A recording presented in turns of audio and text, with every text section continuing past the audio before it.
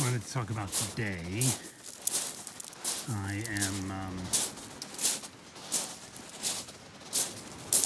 I've made a decision that I'm not going to be utilizing any kind of recovery, so-called recovery programs for my food addiction or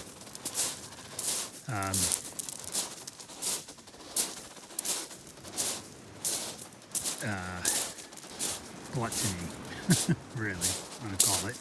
I'm just going to be a former glutton and call it at that, and abstain, just like abstain from alcohol, and just like I try to do my best to follow Buddhist morality and etc., doing it out of gratitude to Amida, and also because it is the teachings of Shakyamuni Buddha, by doing it not as a practice to earn merit, not because I believe I have any kind of merit to really that would help it function in any way toward bringing me toward enlightenment.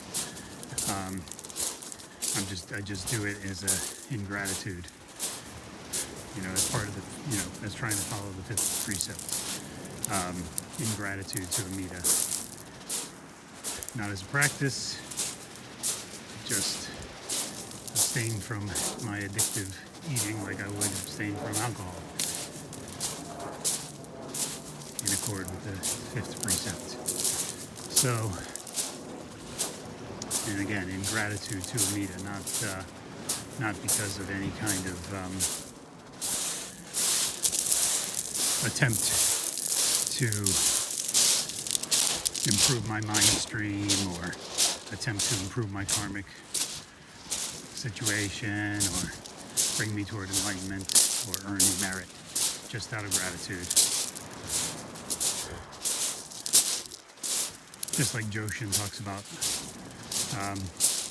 abstaining from eating meat, eating animal flesh as a ingratitude to Amida.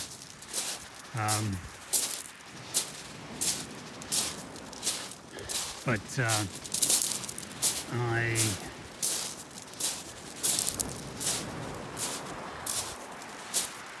I am so I'm going to basically use the practice, not the practice, but the thing that Joshua Adrian Curlia suggests and teaches, to turn the focus toward Amida. Turn your focus toward Amida. If I have addictive thoughts, just turn my focus, I should say, toward Amida. Just focus on Amida. Focus on Amida himself, focus on the Pure Land, focus on just say Namutsu in gratitude to Amida. And get on with my life. Because, as Josho Sensei teaches about that, our thoughts come and go, our feelings come and go. So same thing if I have, now not that I have many, because I made a decision to just stop again for life.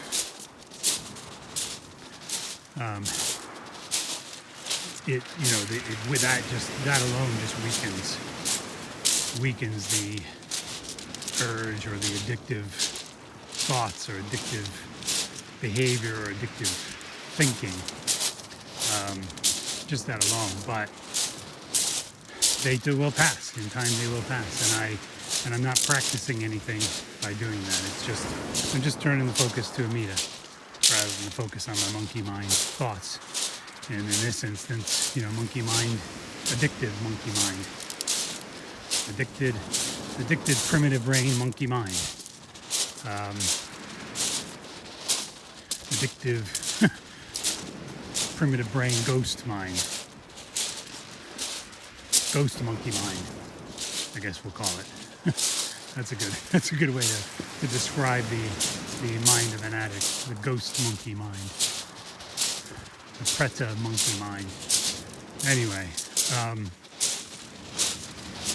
so yeah, I mean, and I'm following I'm following what Honan has said, you know, in terms of whether to live the householder's life or to leave and go to a monastery or to live a wanderer's life. He basically said the only question is not, you know, I can't quote what he exactly said, but basically live in a way that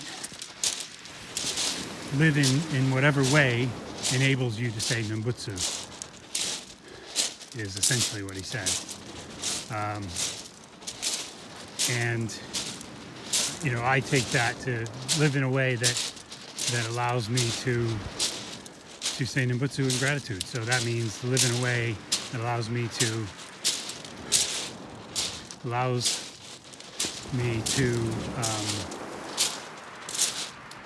work with a good teacher or a good guide, Dharma guide on the path, to listen deeply and deeply hear the Dharma, live in a way, whatever way enables you to be able to entrust to Amida, wish to go to his land and say his name.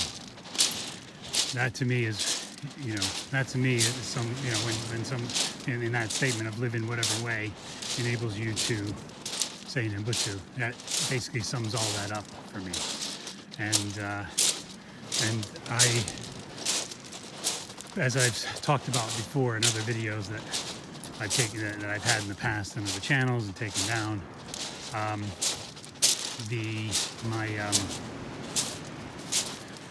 my path has been very much elongated and made winding by my addiction. Because when I'm in my addiction to food, when I'm eating gluttonously, when I'm eating addictively, when I'm eating like a ghost monkey, eating like a preta, searching for my food fix, which for me is highly refined carbohydrates and high fat foods, and other and related behaviors.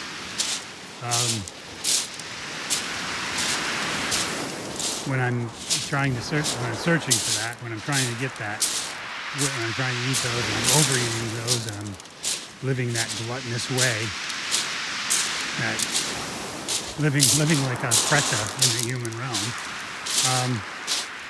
it's not conducive to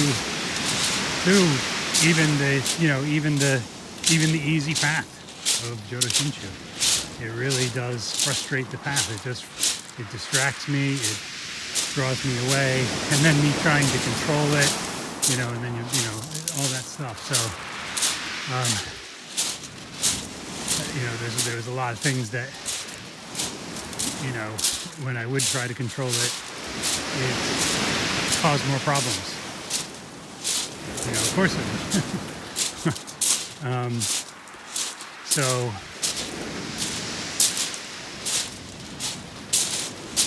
Anyway, without getting too far into that, it has frustrated my path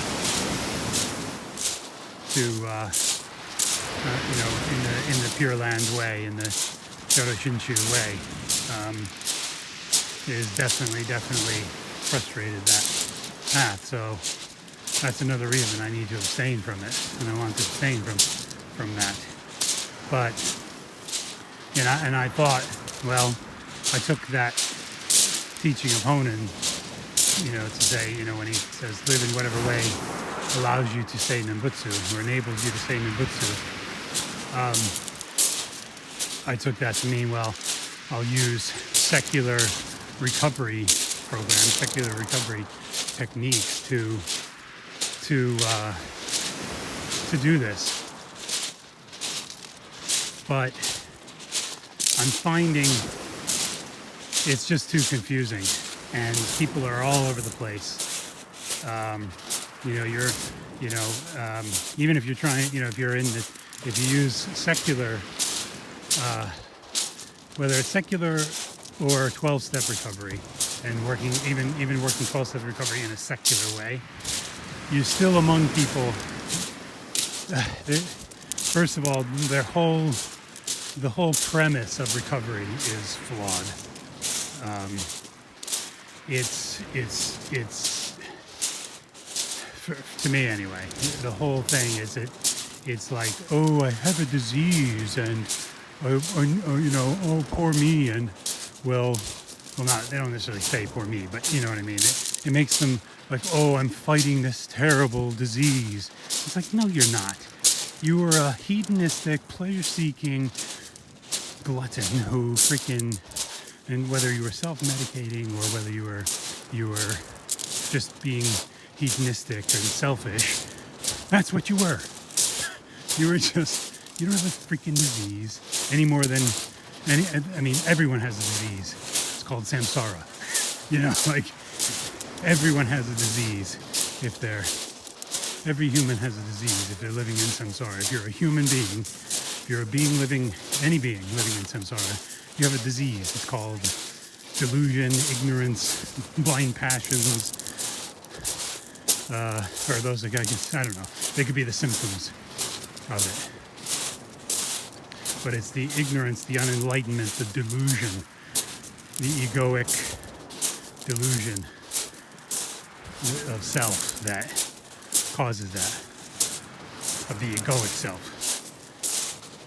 I'm not talking about Buddha nature here or anything like that. I'm talking about the samsaric, diseased mind stream. So everyone's diseased, you know, so you're not special just because you're an addict. Oh, poor addict.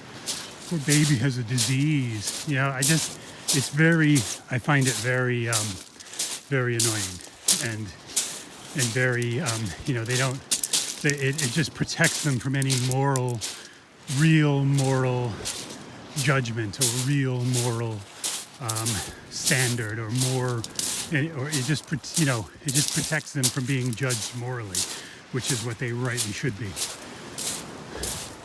You know, if you're a glutton, if you're an addict, if you're a drug addict, if you're a drunk, if you're a druggie, you're a glutton, you deserve ridicule. You deserve shame. You deserve to be looked at, judged. So it's just ridiculous, you know, to say you have a disease because I have these uncontrollable desires. Well, welcome to the freaking club if you live in samsara, mate. You know, so that's another. So, and that's the case whether you're in, you know, they have this idea of this, not necessarily disease. That's more of a 12-step thing, but for the other recovery programs, it's more of a, oh, I have issues, or I have psychological issues, or that's my addictive self, and I need to. It's the same kind of coddling the addict. Making the addict self-accepting and making him, you know, it's a struggle. It's a, you know, and it's just BS. It's just such BS, and it's really annoying. Whether, like I said, whether it's in the 12 steps or the regular recovery programs themselves. And as a Buddhist, I have a totally different perspective on pretty much anything they do. And then the so-called recovery dharma groups are the same way. They have the same, oh, the addict, poor addict. I mean, even though they tie in the flippin' Buddhist teachings, it's still this escaping from the moral aspect of it. It's this escape from moral judgment. It still approaches it like, oh, it's just a medical condition. Oh, poor baby. And also those recovery programs are those dharmic, you know, the ones that are Buddhist recovery programs. They're going to be doing practices that I won't be doing, and talking about teachings I'm not going to be teaching. And I wonder how sound the teachings that they're even talking about in those groups. I've never actually gone to any of those meetings. I never even thought about doing that. I'm just giving that an example that even the Buddhist recovery programs still give the addict that protection of, it's there, you know, just one day at a time, or just, you know, it's, you can't help it. So you just need to do these things so that you can live a better life. And it's like, well, yeah, it's just, I don't know. Anyway, it's the same thing in the Dharma meetings. And again, they're going to be talking about teachings and practices that I want nothing to do with as a Jodo Shinshu Buddhist. So not that I don't want anything to do with, not things I can't really be involved with as an Orthodox Jodo Shinshu Buddhist. And shouldn't be practicing nor would want to be practicing. So yeah, and it's a difficult decision because there's a social aspect to it. You know, I was going to daily meetings on Zoom, and there is an actual social aspect to it. But I can get that in other ways.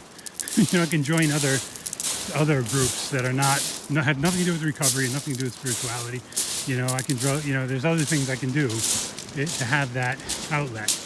You know, there's other things I can do both on Zoom and in just go out and do stuff. You know, which I need to do anyway. So I do need to replace that with other things, which I'm going to do as well.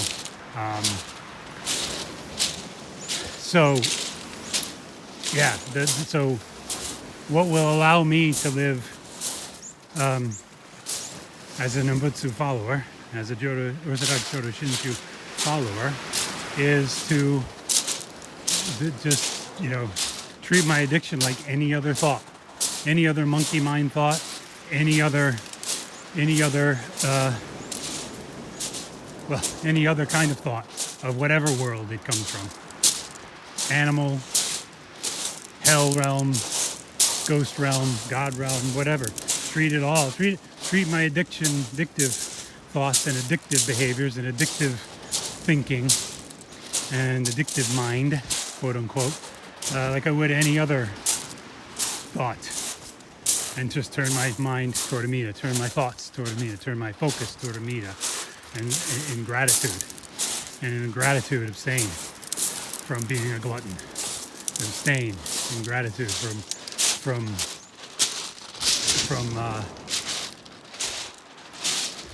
eating addictively. Abstain from eating highly refined carbohydrates and unnaturally high-fat foods.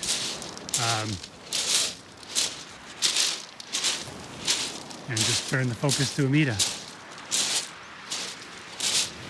Turn the focus to Amida, which for me means, you know, literally doing that with my thoughts, saying Nembutsu, but also in gratitude, but also means working with a Dharma guide, a good Dharma guide, a good teacher, and using a Dharma guide through that teacher a Dharma guide that's English speaking, because basically Kobai Sensei is my teacher, and he has given me, he has referred me to a Dharma friend, Dharma guide. I call him a Dharma guide on the path. So, you know, that's what it means. Focus on that. Focus on working with my Dharma guide, my Dharma teacher. Focus on reading the teachings, reading the writings, and listening deeply to understand it. Focusing on Amina means dealing with my doubts, being honest about my doubts with myself and with my Dharma guide, and talking about it, and the same with my questions. Focusing on Amida means entrusting to Amida as best I can for whatever point I can entrust to now. Focusing on Amida means wishing to go to his land. And of course, focusing on Amida means saying Nembutsu in gratitude and in homage and in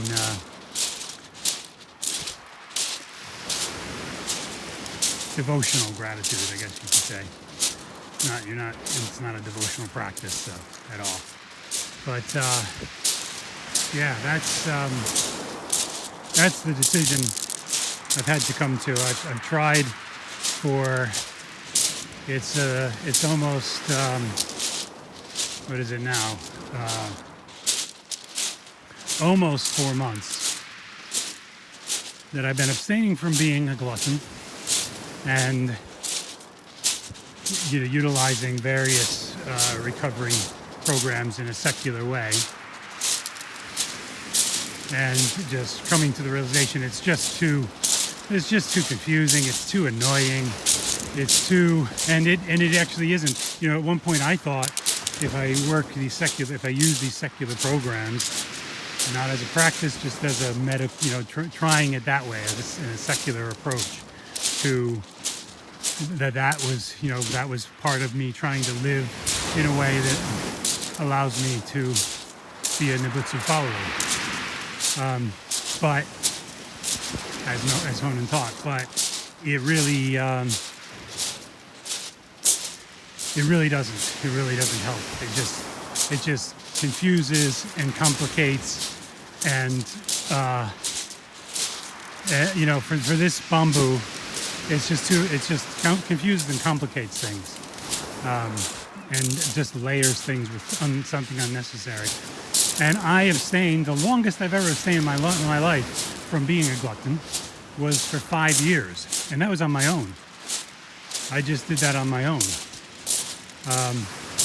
So that, and any time I used the recovery program, the longest I got, I think, was like, it would be 6 months here, 9 months there, almost a year there, and then maybe a year and a half or less than 2 years when I was using recovery programs.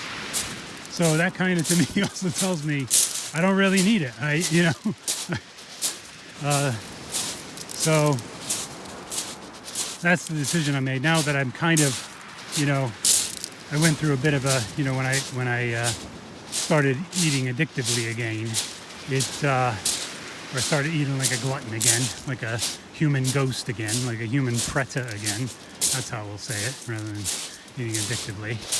When I started eating like a human ghost again, a human preta, glutton, it really shook me, it really scared me, and it also messed my mind up, because it changes you neurochemically. When you eat irresponsibly like that, and you eat things that you cannot eat safely, they impact your neurochemistry, your everything, your neurochemistry, your mind, and it really, and I just, it clouded my mind. And I ended up doing all kinds of things, and that's all my own fault. I'm not blaming it on the addiction, or I'm not blaming, not at all. It's my responsibility. I did it. Anything that stemmed from it is my responsibility as well. But it did mess up my mind, and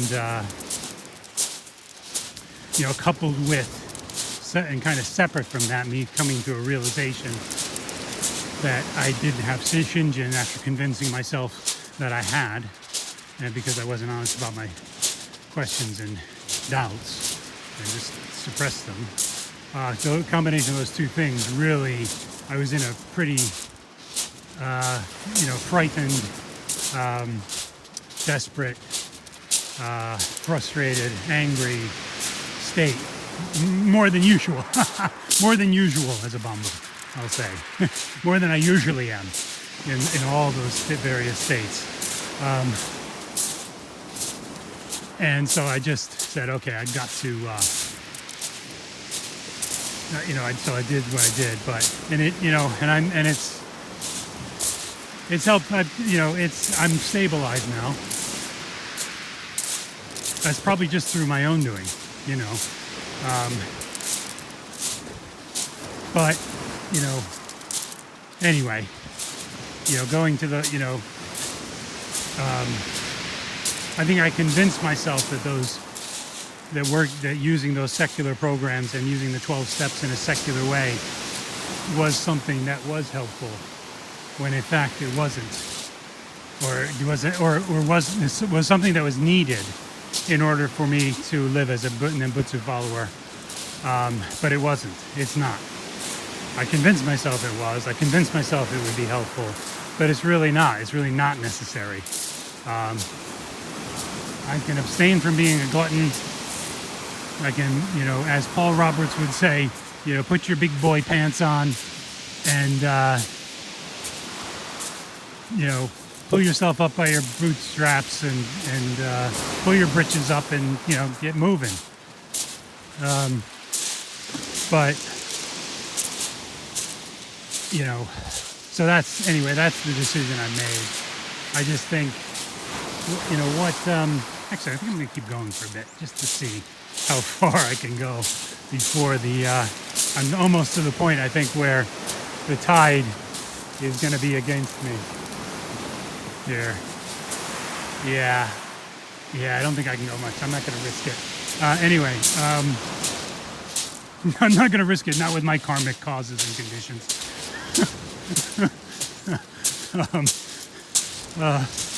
So hopefully you've enjoyed the scenery a bit on my walk here, talking about my experience.